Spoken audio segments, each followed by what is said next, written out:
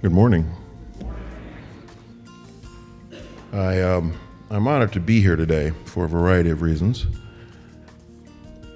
but specifically because it's an honor to speak before a congregation that is not my own, to be able to spread a message of love and hope to others that I don't normally get to speak in front of. So I want to thank you for having me here today. One of the scariest words in the English language is death. It scares us so much so that we don't say the word. We come up with euphemisms to cover it and call it other things. One of our great motivational speakers said that there are two dates that are most important: the day you're born and the day you leave here. But in between, there's a dash that they put on your tombstone. And everything that is you is encompassed within that dash. We often live our lives in fear of that day, worrying about what we're going to do and what's going to happen, and we forget about that dash in between, how we're living, what we're doing. So I want to thank my father, Mr. Stanley Nunn Sr., who made his presence known last night during our service. He reminded me that how we live in between that dash is not just determined by the choices we make. Don't get me wrong, it is. But we're influenced by those we encounter, by those who teach us lessons, who inspire us to become more than we would be otherwise. And he was one of those individuals for me. For a long time, he was the greatest man that I had ever known. I thought he was larger than life. He was magnificent as a human being. And as I became an adult, I learned he was a human, like the rest of us, with all of his, failings, just like we have.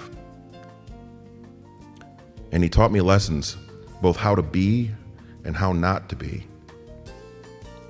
So when I later joined the Marine Corps, they taught me discipline, but the lessons that were most important I took with me into the Marine Corps, that he had taught me about perseverance, about feeling the pain of a moment and fighting through it anyway. This was a lesson that I didn't have to learn from my drill instructors. My father had drummed this into me by being a single father raising 3 kids, by struggling financially, by struggling in a rough neighborhood and keeping his kids out of gangs and all the craziness that was going on around us, by teaching us education is key to survival. These are lessons that you couldn't get anywhere else. Mr. Norman Cousins says that the tragedy of life is in what dies inside a man while we live. The death of genuine feeling, the death of inspired response, the awareness that makes it possible to feel the pain or the glory of other men and yourself. We live in a time now that is challenging, that requires us to remember some of those lessons that we've been taught. We remember when we were in kindergarten or we were sitting by our grandmother's foot and they tell us things like, be nice to people, be kind to people, say yes sir and no ma'am, and open the door for people. The simple, gentle lessons about how to be a human in this world and do good things without the need for accolades or a pat on the back, simply an understanding that we are part of a larger whole, that we have a responsibility to one another. These are the lessons taught to us by the tragedies that our ancestors survived. These are the lessons that we're supposed to carry with us every day, so that when we get to that point where we have to wonder what happens at the end, we already know because we've set the course within the dash. We've decided to live the lessons that we've been taught in a way that makes this world a better place. Mark Twain says that the fear of death follows from the fear of life. A man who lives fully is prepared to die at any time. Why do we fear death? Why do we fear the end? Most people fear it because of regret for things that they have not done, for the lessons that they didn't learn. Our goal in all things that we do should be to take those lessons that we've learned and walk them, not in word, not in rhetoric, but in deed every day. So if you're asking yourself, am I on my road? Am I on my path? Am I doing that thing that I'm supposed to be doing? Stop for a moment and think about the lessons that you've been taught. Everything that you need to know about how to live every single day, we were told or we were shown. One of the greatest lessons my father taught me was how to complete things. And he taught me that lesson by not completing something very important to himself. He wanted to write a book. And that book laid unfinished on the day we laid him to rest. And I thought for a long time that how he must have regretted that moment. And what could I do to honor that lesson that he had taught me about completion? So it's my job to complete every task that I set before myself. It's my job to take the lesson of even his failure, to understand that I can learn from that. And I can honor what he did by completing every task that I'm set before. So I do things that are hard on purpose. I challenge myself to do things that seem impossible on purpose. I take action on things that I believe are important on purpose. And if we do these things, if we challenge ourselves, if we push ourselves past those common fears and learn the lessons that we're supposed to learn, then there is no fear at the end. We've lived life with purpose and with intent.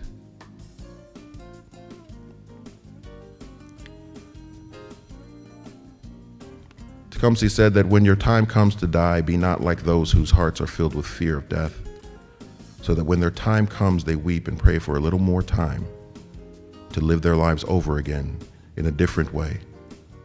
Sing your death song and die like a hero going home. The question we should ask ourselves every day is, what have we done to make the world around us better? What lessons have we taken and made manifest in the world? If you're asking yourself this question every day, if you're asking yourself this question every morning when your feet hit the floor, and you're seeking that answer by the end of that day, then there is no question about whether or not your life will be fulfilled. There's no question about whether or not you contribute to this world in a way that makes a difference. I have the privilege to speak before my congregation pretty regularly, and they ask me questions about why I do the things that I do, why I take the harder road when the easier road is obviously easier. And it's because of a lesson that my mother taught me, which was every moment that you walk into that building, you must bring spiritual food. Every person that you meet in your travels, you should try to remind that there is kindness in the world, that there are angels in the world, and they're not beings that come from other planes, they are us. We choose every moment of every day whether or not we live our lessons or we give in to fear. We choose that. So it is my hope that every time that I come into a building to speak, or every person that I pass and speak with or have a conversation with, I'm able to remind myself on how I should be. To show them that they don't have to wait for some miracle from on high. They can find that miracle within an interaction between one person and another.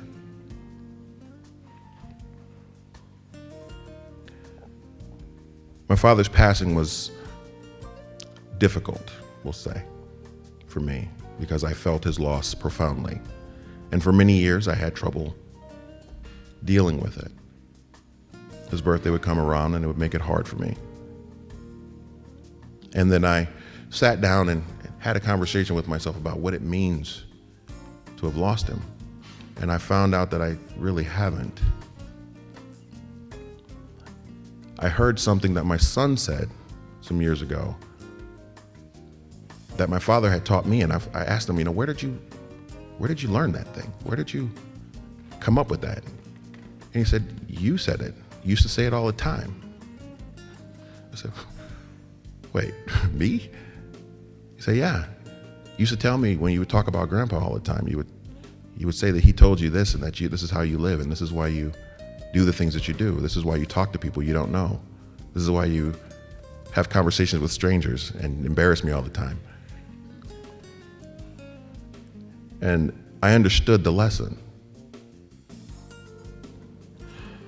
The truly good lessons, the ones that we actually learn, they stay with us. They become a part of who we are. And the true way to honor my father was not to erect an altar to him and mourn him every birthday and every day of his passing. I could do that, but ultimately it was the lessons that I teach my sons, the way that I live my life. I honor him by challenging fear of raising my son in a neighborhood that's dangerous. I honor him by challenging the fear of teaching my son that he can be more than what we were originally supposed to be. I honor him by facing fear on a regular basis, by standing up to protesters, those people who come and say that other humans don't have the right to live. I've stood toe-to-toe with those people. And I didn't bring hate because my father wouldn't have liked that. He was a loving man, even though he was a powerful man. And he knew that the only way that you defeat hate is with love. So I don't allow myself the luxury of giving in to hate or anger. I honor him by living the lessons that he taught me every day without griping about the difficulty of it. Okay, well, maybe a little griping, because some of his lessons were hard. Some of his lessons were hard. The lesson that he taught me the most, he struggled financially throughout his entire life, and he never let us know. Never let us know. And that's a hard thing as a parent to do. I remember running on Belle Isle with my father, even though my father was older than I am now, and he beat us in a foot race. Shocking to me. If we are going to live in a way that honors our ancestors, we must first take stock of where we are. Tell the truth. I sat at a dinner with my family some months ago. Actually, I think it was last year, almost entirely. And some things were said that were homophobic. And I got angry, and I stood up and I walked out indignantly. And then I kicked myself for weeks after. So much so that when I had to go speak at affirmations, I had to apologize to the congregation there, because I should have said something. I should have told them, you're wrong, you're terrible, and you can't speak about human beings that way. And I vowed in front of them as I apologized that I would never allow it to happen again. And the reason for that is because the lesson that my father and my mother taught me, especially my mother, was that you open your mouth when a wrong happens in front of you. You stand up, and you stand up for those people who cannot stand up for themselves or who may not be present. You demonstrate the strength that we've taught you in your actions, not just your thoughts, but in your deeds. I honor my father by being strong when it's not comfortable or convenient, when it's not popular. When you're standing across from someone who's screaming at you about how they hate this one person or another, or they're screaming at you about how you should be living the life that they think you should live, when it's scary, when it's frightening to be who you are. That's when you demonstrate the lessons that you've learned and who you are. You show the world where you come from, the type of stock you come from, the type of people you come from, the traditions you come from, by how you live, not by how you think. You show the world who your family was by what you do every day, not just when someone's watching.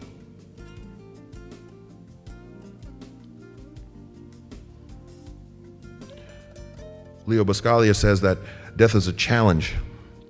It tells us not to waste time. It tells us to tell each other right now that we love each other. One of the hardest lessons that I teach my congregation is that we have on average 72 springs, summers, winters, and falls. Those of us who have accomplished more than that you're ahead of the game. I love that. But the bottom line is we all take the same journey. We all are faced with the same ending. And the lessons that we live by, the lessons that we make a part of ourselves, the lessons that we show the world are the lessons we leave behind.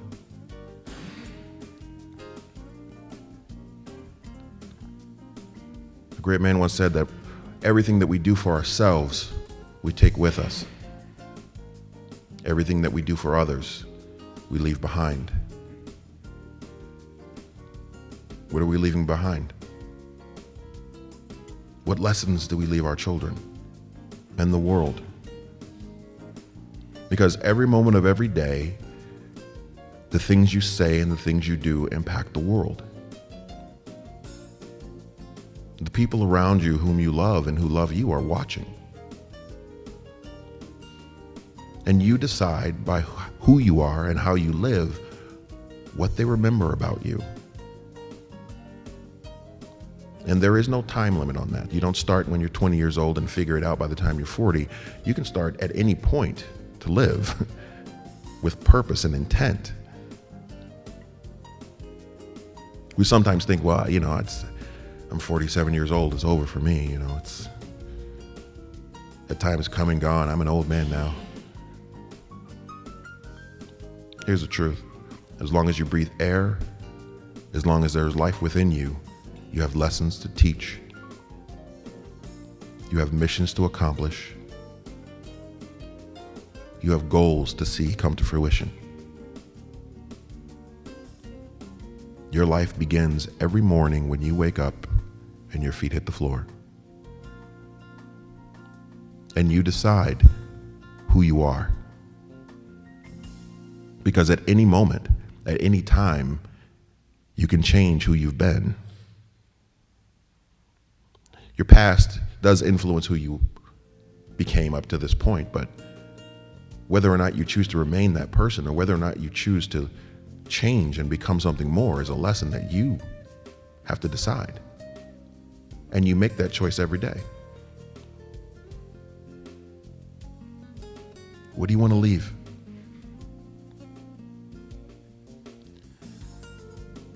It is my goal before I leave this earth to do something I've been told on numerous occasions is impossible, which I like because my drill instructor told me once that the impossible is a word that people use when they don't want to do something.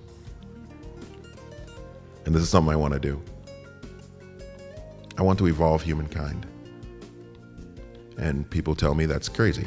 You can't evolve humankind. How are you going to do that? You're one guy. It's like, you're right. But here's the thing. I'm one person. But there's a whole lot of other people in the world. And if I can convince them that it's possible, if I can leave a lesson behind that says it's possible that this can happen, if I can convince other people that we are more than we've been told and we've been taught,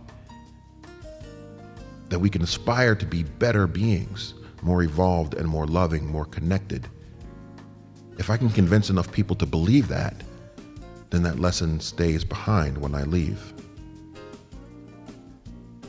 That lesson continues on in the minds and ideas that my students my children, my friends, my loved ones will continue to say, they will say, remember this lesson that he wanted us to learn, that we are more than this, more than we've been, that we can become even more still. It is my goal to leave that lesson in the world so that generations to come will learn that lesson and not even know who it came from, but that this particular person contributed to something better for humankind.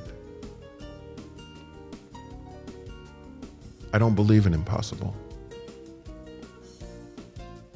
I believe that we are more. It is demonstrated in the lessons that we all have learned from those who've come before us, the adversities that they've overcome, the struggles that they fought through in order to make this world what it is now. And we can be better still. So it is my hope that all of us take a moment to ponder the lessons that we've learned, the lessons that we live, and the lessons that we want to leave. Do so with intention and with love for not just yourself and your family, but for all humankind. If we do that, we don't have to fear death. We don't have to fear anything. I want to thank you for having me today.